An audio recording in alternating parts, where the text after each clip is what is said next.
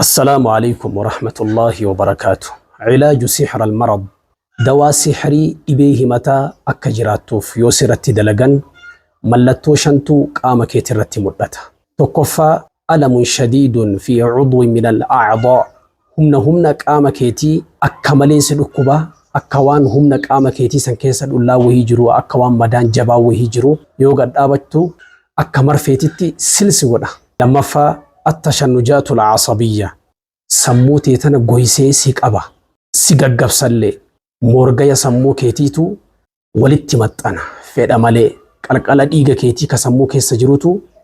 ركو غدتا سبب كاناف سيغغبسا سمو كيتي لي سيغغويسا صدفا شلل عضو من أعضاء الجسد همنا قام كيتي غريتو سجلتا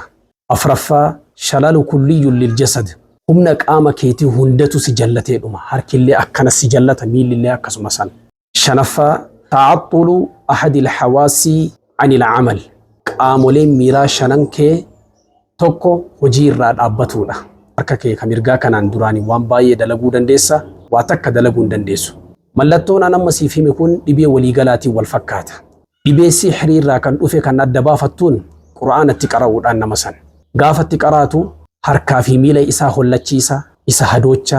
qaama isaa kanatu jijjiirama bowwoo mataatu itti dhagahama quraanuma qofaa yaalta mallattoo kana wal qabsiisee seenaa tokko siniif kaasa jaa'anii marratan tabiibun shayni seenaa tana himu maal jedha ogeessi fayyaa tokko ka waliigalaa ji'tu li amrin adhashani hojii takkatu na dhamaasee si bira dhufee jedheen maadha hadas rabbi khayrii haa godhuuti mii maaltu argamee jedheen doktorri illee waan jedhee deebiseef jaa'anii رجل بابنه المشلول الذي لا يستطيع أن يتحرك نمتش تكتو مجا إساكا قامو هندان جلتي تكتاو هندان دين نبرا في ديرو في وهند قد إدت نبي ميشا هندان لالي يسبر لك إيقافا قافتو أنه مصاب بمرض السحر قربان كوني ببي السحري تنقب موسى الدبافت له اتقرأي قلاني تربي بودنت دي بساجرين قربان هم فيفر الله تين سببا ربنا نقول إيجرين dawaan sihrii jiruutee guutuu dhibee himataa akka jiraattuuf yoo sirratti dalagan tokkoffaa irratti habbata sawdaa fudhatta zayitii isaa irratti qaraata faatihaa marraa torba ayatul kursiyyi marraa torba suuratul dukhaan marraa tokko irratti qaraata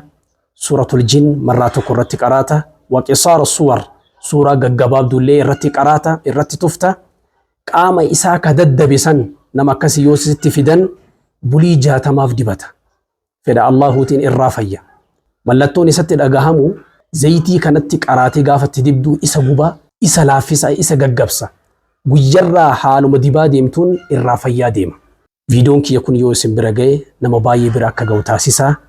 rakkoo keessaa nama baasa jedhee abdii qaba waan ta'eef